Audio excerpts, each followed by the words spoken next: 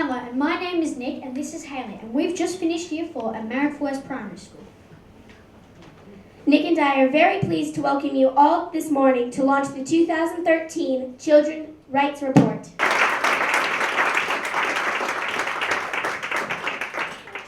Now, could you now please help us welcome the President of the Australian Human Rights Commission, Professor Gillian Triggs.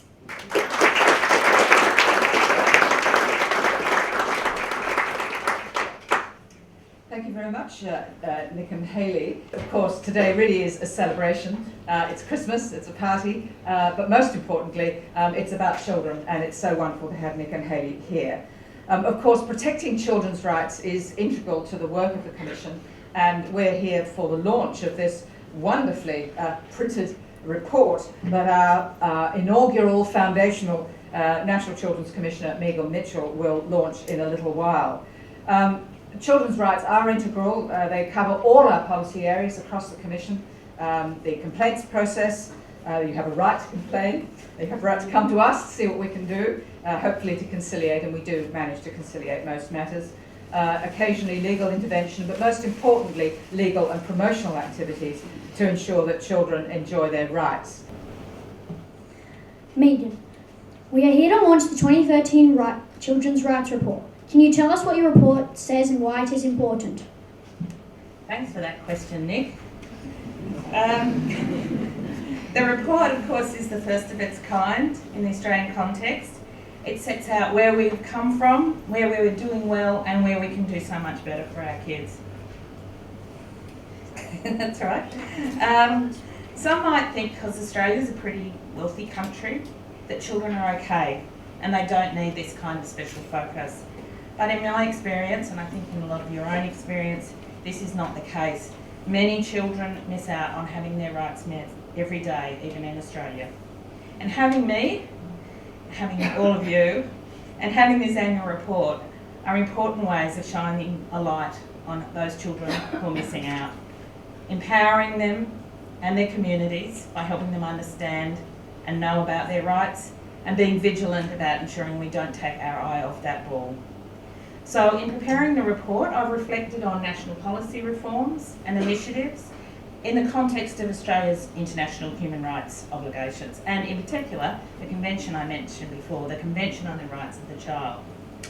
And some of you may know that in 2012, the UN Committee on the Rights of the Child issued a report on Australia's progress. It reviewed how they felt our performance was going in terms of the convention.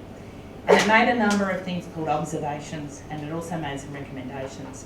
And these are also reflected in the report because I think they give us an excellent starting point to see how well we are doing, or not, and in setting out a future agenda. And I've also summarised the results of the consultations across Australia, and they're listed in the report.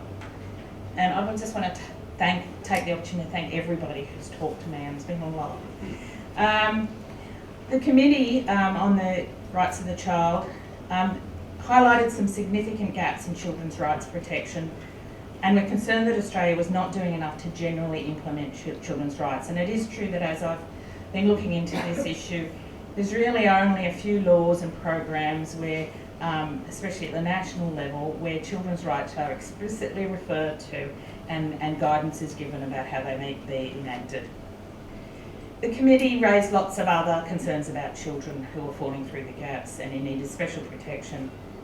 And one example is, in response to the increase in the number of children placed in out-of-home care, now at around 40,000 children in this country, the committee recommended measures to strengthen support programs targeting the most vulnerable families.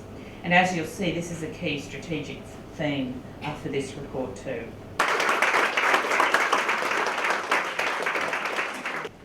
I would now like to introduce Associate Professor Judy Cashmore. Judy is an academic who works to protect the human rights of children in Australia. Could you please help me welcome Judy? Reading the report, it's actually a very good read, which is a lovely thing to have, particularly when it's about children, and hopefully some of those children will see themselves reflected in it.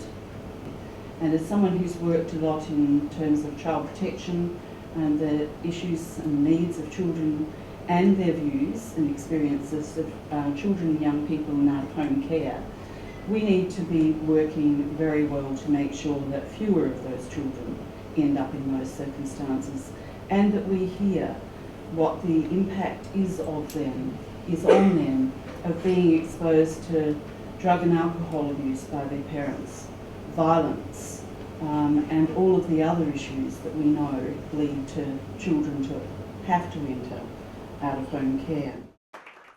I would now like to introduce Shane Phillips, head of the Tribal Warrior Association. Shane was named Australia's local hero in 2013 for his work to protect Aboriginal rights and for his leadership in the Red Fern community. Could you please help me welcome Shane?